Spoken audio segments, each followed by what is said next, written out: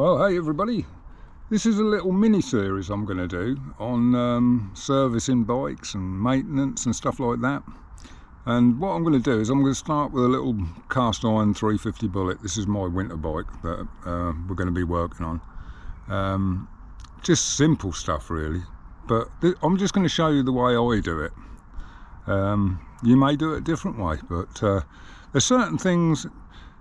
I'm choosing this bike because it's the simplest bike, and it's due for an oil change now, so I've got two to do. I've got this one and I've got the other one to do, so I'm only going to do one to show you because they're both identical. So hopefully that will help somebody who may have just bought one of these cast iron bullets. This applies to the 350 and the 500. They're both the same, exactly the same procedure. Right, okay, let's crack into it. Let's have a look at here. We'll see what we've got. Put the camera somewhere where we can see what we're doing. Right, I've cheated now. I've undone some stuff, so you know, it's all sort of a bit. It's not cheating. It's just the first thing you need to do. You need to undo this. This is the quill that takes the oil to the big end. That's the first thing you've got to do, and that's the second thing you've got to do, because what you've got to do is you've got to put the oil tray underneath. Hang on a minute.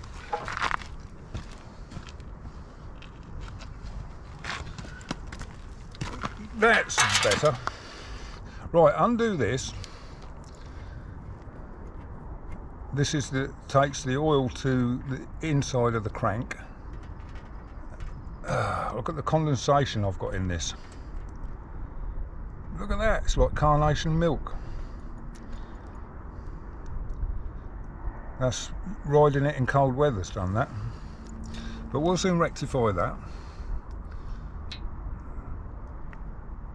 The 350s are very prone to this, getting condensation, but I don't know if you can see that.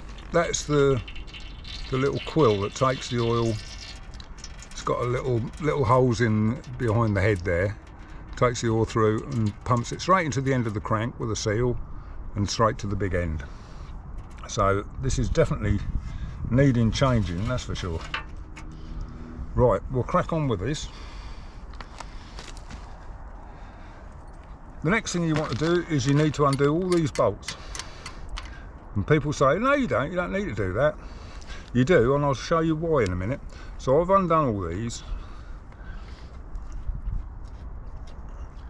And there are different lengths on these, so you want to keep them in some sort of semblance of order. But I've cracked all these, so they're all loose now. Yeah, these bullets are very, very simple engines. Very, very simple. But they're also intricate. The oiling system is like no other. And I'll show you about that in a minute.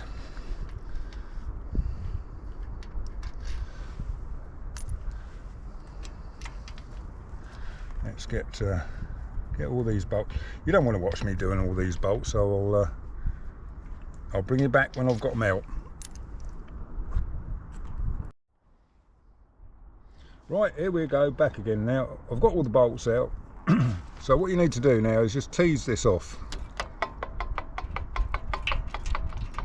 Make sure that you don't pull the cams out with it. Make sure you've got all the bolts out as well. There we are. That can be draining there for a minute.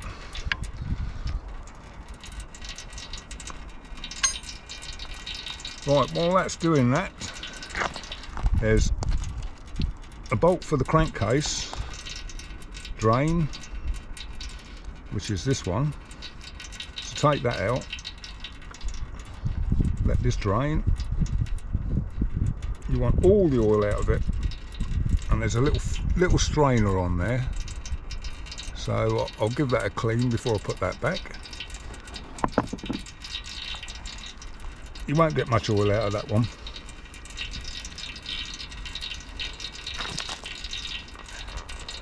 Actually, that one is for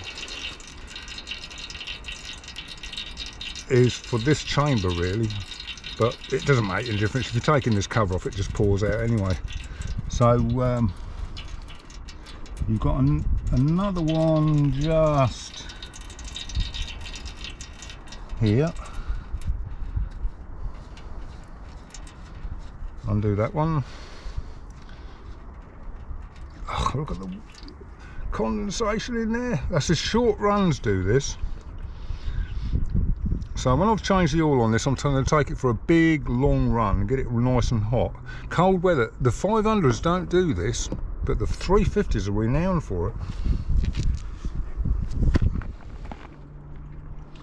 So we'll let that one drain.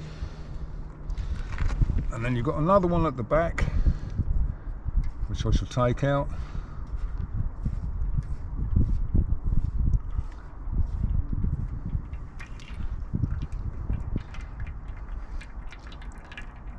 Got to keep these engines hot.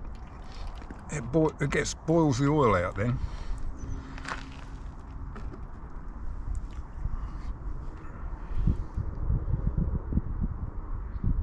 Yeah. That pan only just holds all this. I'll let it drain for a minute. I'll bring it back again. Well, here we go. I'm back again now. So everything's drained, and you can see all the cams and the gears. Got the exhaust cam, inlet cam, there's an idler and another idler, and then to the points, which would originally have been a magneto, of course. So right, you've got this far, got all this gunk out of here. So I've cleaned the filters.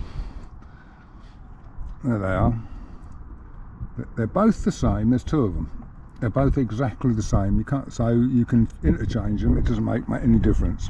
One's not finer than the other or anything like that. So what you need to do is you need to pop these back in. There's one for the feed and one for the scavenge. I'm gonna have to get down and have a look because I can't see. I'm doing this outside because it's so dark in the workshop you can't see anything. So there you are, that goes in there like so. You're supposed to put a new copper washer on these. I never bother. They always seal lovely. There's that one, and then there's this one at the back which goes up there, which is, that's the sorry, that's the feed one, this one I'm putting in. So just put them in, and then we've got another one to go in the front, which is this one.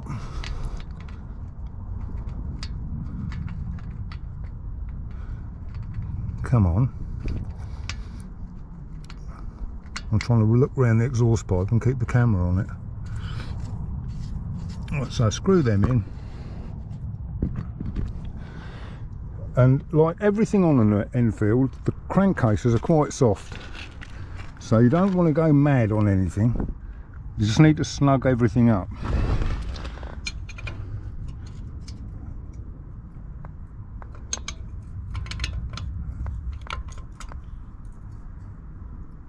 And that's about all you need. Don't need to do too much.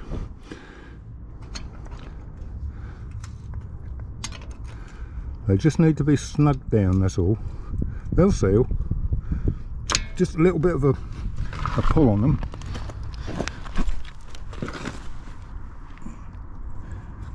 I've got a workbench in the workshop, and but it is so dark in there. I've tried filming stuff in there before, it doesn't come out. So we just tighten that up and snug it up. Maybe a little bit more. That's it, that's enough. The same on that one. The same on that one. So right, you've got your filters back in. I'll give them a clean in some diesel, which is as good as stuff for anything, for cleaning old filters like that. Now the next thing you want to look at is this worm gear, because this drives the oil pump shaft. So what you're looking for is any wear on that at all. you can see if there's any wear. It's really shiny. This nut with this worm drive on it was put in there 1,000 miles ago, so I know that's pretty good. It also had a new oil pump drive shaft.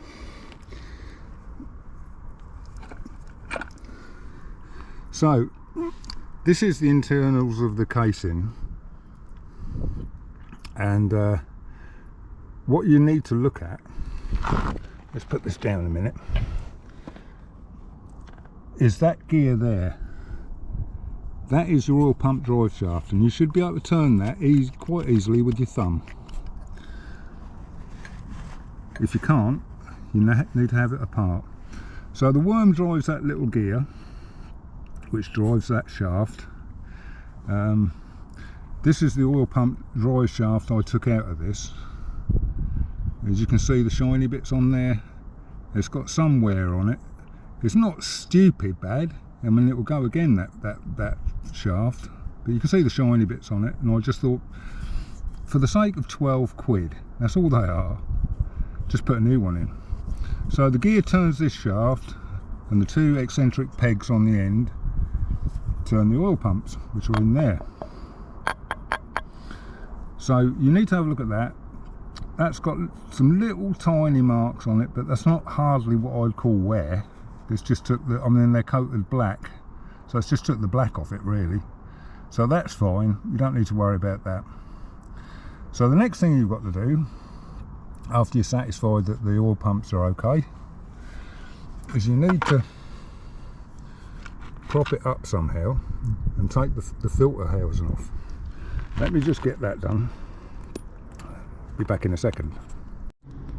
Right, here we are back again. I've got this propped up now. So you want to undo this. I've just cracked it because it's a lot easier to do it with two hands as it is with one. Put the nut there. Now you need to get this cap off, and they can be tight, and I'm going to struggle doing this with one hand. So you pull this cap off anyway. Right, I'll come back to you when I've got it off. Right, I've got the cap off. Just undo the nut. It's on a spring, but it does get a bit tight on there, so you might just have to keep tapping it round until it lets go. So take that cap off and the spring. I've got the gungy old oil in there, and then in there you've got the filter. So what you need to do, there's a washer in there, you need to try and dig that out. All a bit of a faff. I can't do it one-handed. I'm gonna have to bring you back again when I've got that washer off. You need two hands for all this stuff. Bring you back. I'm only taking that washer out anyway.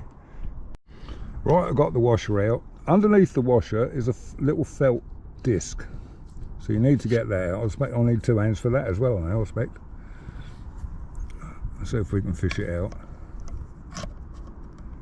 Try not to damage it because it's only felt. There we go. Should be able to grab that. Ugh, it's gone back down again, isn't it? I'm going to need two hands, aren't I?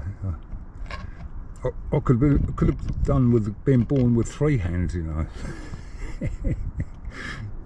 Right, there we go. So now you should be able to access the filter.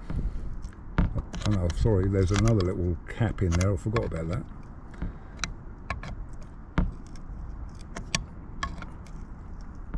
Yeah, we'll have to prise that out. I'm going to need two hands for this. I know I will.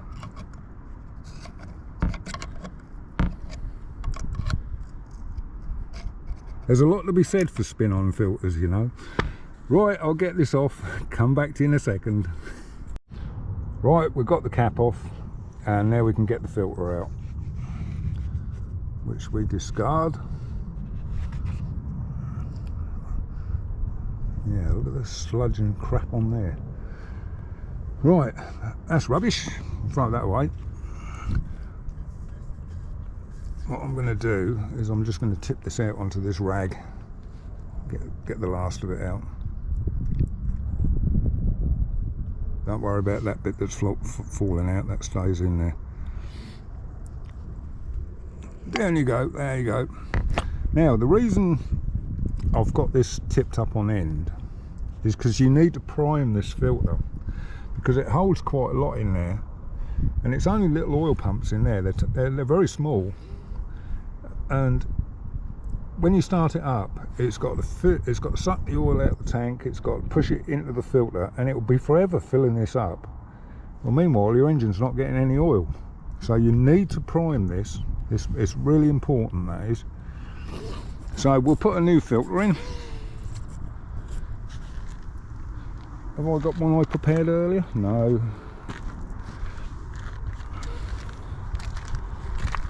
Right, I'm not working in ideal conditions out here, I can assure you, for this sort of stuff. But we've got a new filter here in a bag. There's no need to pre-soak these, and I'll tell you for why. Because after you drop the filter in there, you're going to fill this chamber up with oil right to the top. I just use an oil can, but I'm using semi-synthetic oil. Just fill that up right to the top. Looks like blood, doesn't it? Do you know, a little while ago, if anybody asked me, well, what do you think about synthetic oil? And I said, well, synthetic oil for synthetic engines, isn't it? But it's actually pretty good stuff, and you can see how thin it is. Well, the oil pumps love that in cold weather. It's a lot easier for them to pump it, and 2050 is a bit thick, you know, in cold weather, and it puts a lot of strain on the oil pump until it warms up. Just keep filling it up until you've got it full. I mean, it's going to be running out of one of the feed holes in the thing, but as long as you've got it full and you've put quite a bit in there, it'll be soaking into the filter. That's not running out yet, so it'll still take a bit more yet. When you fill it right up, don't worry about overflowing it, because that's what happens. Then you can clean everything up and start putting everything back together. See the bubbles coming up, so it's I'll let that stand for a little while, and then we'll just put stuff back in a reverse order. The other thing is, while I'm here, I don't know if you can see, but on the cams there's shims. When you pull this cover off, make sure the shims stay on the shafts, because they have a tendency to stick to the cover and come off with the cover. Then they drop off, and this one's got more shims than that one, so you have to keep them exactly as they came from the factory. So yeah, none of it's rocket science, but it's all a bit quite involved. It's for a simple little machine, but you have to do it the right way, you know. You have to do these things, and then it will live happily ever after, he says. Right, I'll take a little bit more look.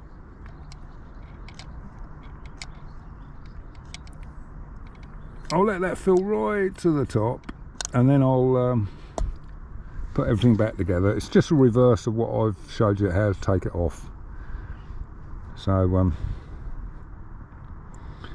yeah, nothing hard at all. Yeah, it's actually starting to run out here now, look. So okay, right, I'll see you in a minute, and I should be a little bit further down the line then, but I need both hands. See you in a minute. Right, we're back again. I've put the cap back on. I forgot to mention, on the back of the cap is a little cylindrical magnet, and it sticks to the back of the cap. So make sure that's on, and that goes over the shaft first, and then the cap goes on, and then it sticks onto the magnet. But it's just to draw any metal fragments out of the filter. So I'll just put a little bit more oil in there. I've put the felt pad on, then the washer, and now we're ready for the cap. The cap just drops on like that, and it won't stay there because it's on a spring. So I need 2 hands now because I've got to hold that down and put the nut on and the washer. So I'm gonna have to be stitching this when I edit this. I'll have to be stitching all these little bits together to try and make sense of it all. But yeah, all right, back in a minute yet again. Right, I've got the cap back on. Now what you can do, don't worry about the gasket. The gasket's always fine. You can just put the cap, the cover back on. I can't do this holding the camera. This is a nightmare trying to film this. I'll put you back onto the little barrel, I think. Hang on a second. Put you somewhere where you might be able to see something. I think that's somewhere about right, I think. Yeah. Right, so we can just put this cover back on now.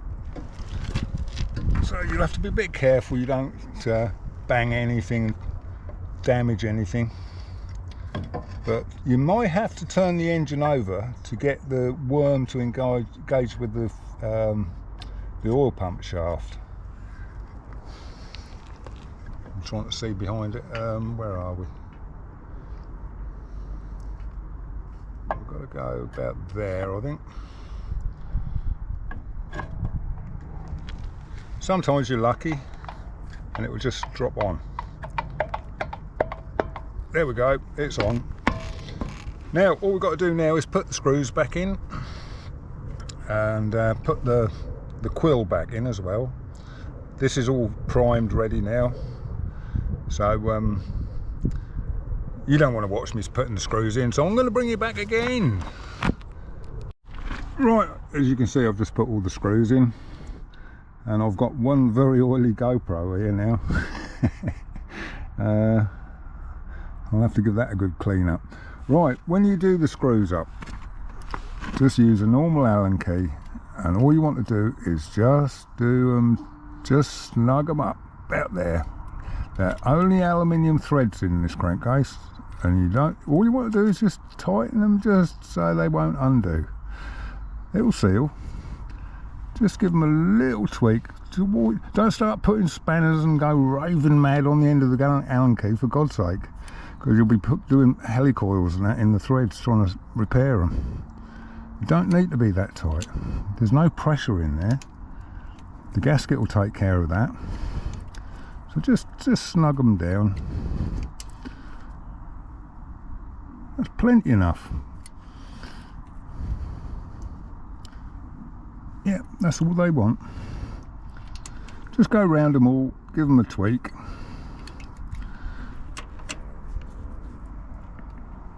They're all the same size, all the same length, apart from that one, that one, that one, and that. No, and that one and that one. So they're longer. So that's where they go. So I think I've probably done this one. No, I haven't. Just make sure you've got them all. And this one here. Sometimes, depending on what exhaust pipe it's got, depends on whether you can get this cover off. I mean, I've got enough gap there to get that off. I have seen them where you have to take the downpipe off. But, you know, don't shortchange it. If you can't prime this filter chamber, be prepared for a short engine life. Because don't forget, the oil pumps only run at 1/12 of the engine speed. So every time the engine goes round 12 times, the oil pumps pump once. And so in other words, every time the engine fires 6 times, the oil pump pumps once. But that's 12 revolutions, that is. So yeah, just snug all these up like I have done. I'll just go around them again just to make sure. Yeah, they're all right. Just make sure I haven't missed any. It has been known in the past that I have missed them. That's it. So they're all done. Right, the next thing you want to do is where the end of the crank was and the worm, there's a little seal in there. So just feel the oil can to the end of it. Just push it in. And pump a load of oil into the big end. through the end of the crank, because even though you've primed that filter chamber, it'll still take quite a few seconds for the oil, push any air out of there and then start feeding through the quill. So you want to give it the best shot, so give it some oil through there, then you can put your oil quill back in, which you just feel into the little end of the thing. There it is, nice and tight. Tighten that up. Don't wear your Sunday best when you're doing this. Well, if you do this before you go to church, you won't be going to church, I think. Not the outfit you've been doing this with, that's for sure. Yeah, just snug that up. Nothing special on that. Don't need to be too tight. Just get it,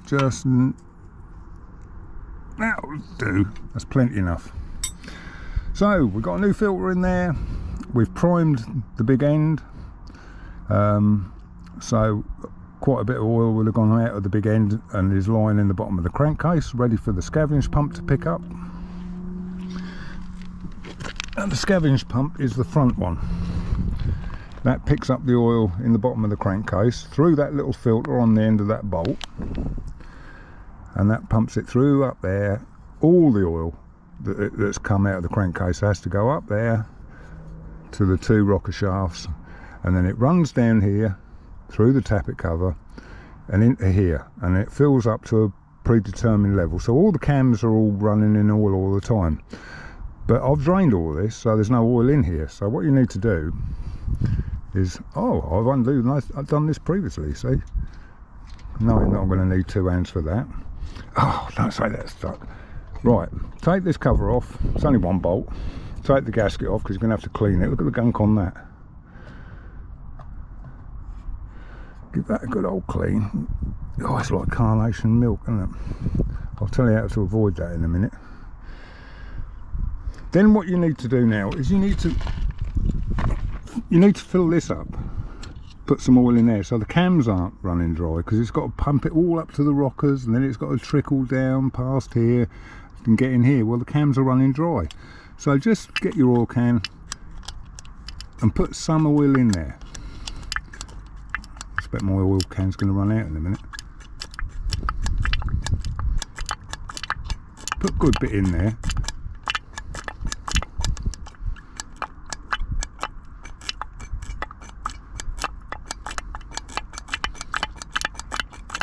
Yeah, oil can, and oil can's running out. I'm going to have to go and fill the oil can up. Ah, back again in a second. Here comes the elusive pussycat coming down the drive. Yeah, got plenty to say, haven't you? You got plenty to say?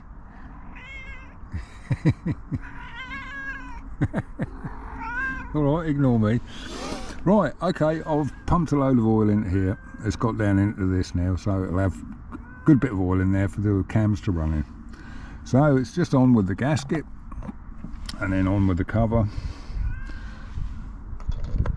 on with the nut,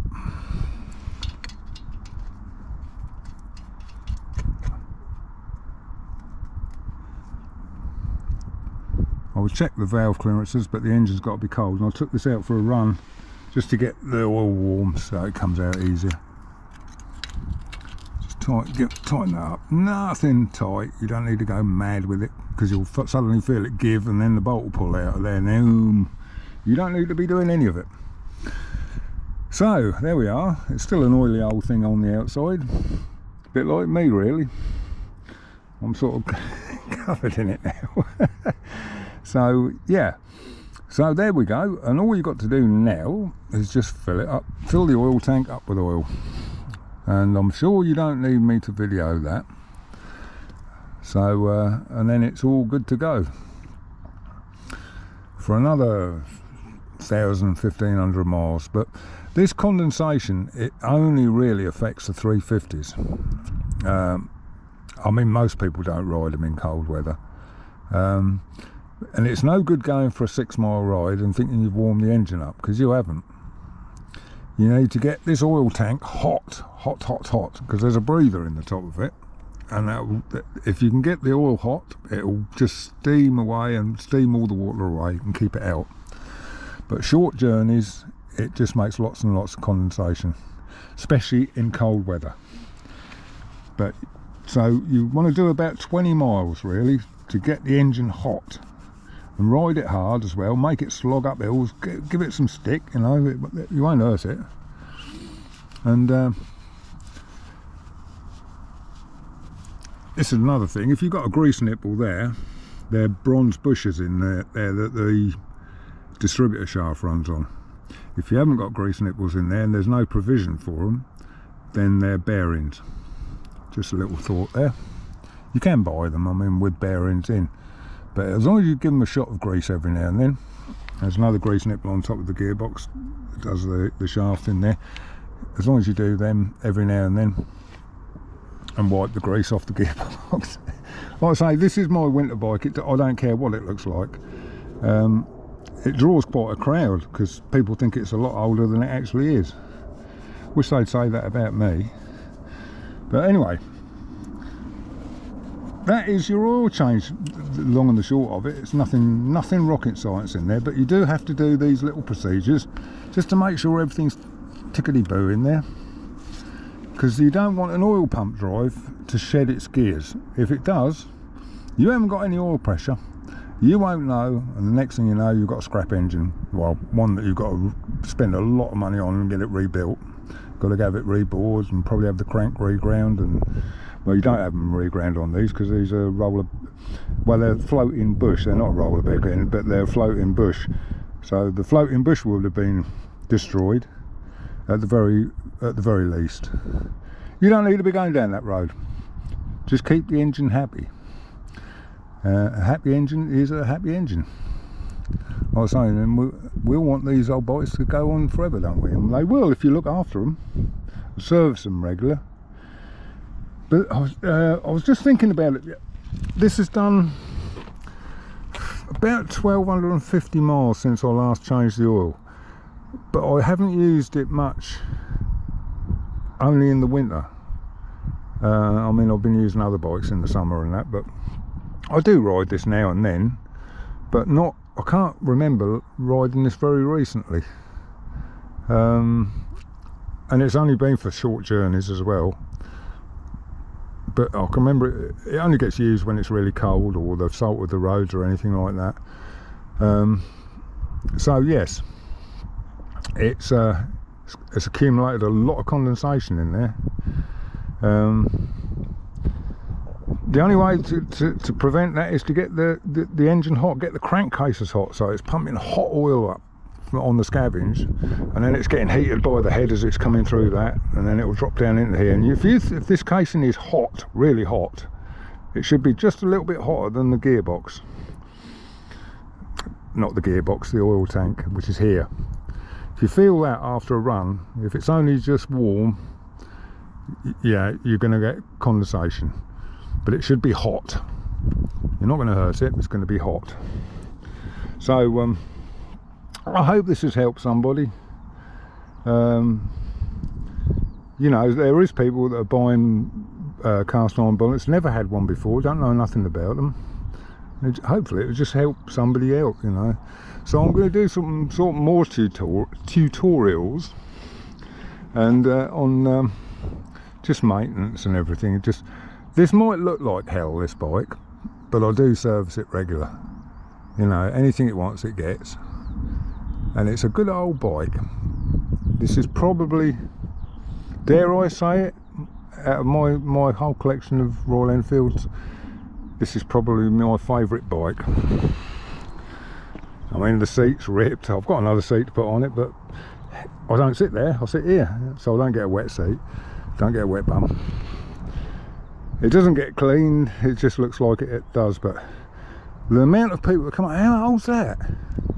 I said, it's not as old as you think. Was it 1950, is it? No. I said, it's 2007. So it's not as old as they think. Just looks it. So yeah. Anyway, there we go. That's it. How to get oily in 5 seconds. I'm going to go and stitch this video together and stick it on the net, and so you can ooh and ah and say, phew, how bloke works in the field, look. I don't normally, I normally got it up on a workbench. But like I say, I can't film in there. It's all shadows, and I've tried filming in there, but you can't see what I'm doing. And there's a certain other person who does Royal Enfields and works in his workshop, and he has trouble with his lighting as well. But yeah, so I'll do it outside so that you can see what I'm doing, you can see what I'm looking at. Yeah, it's not like drop the oil, put another filter in it and away you go, like modern things are. This goes with the territory. This is how it's done.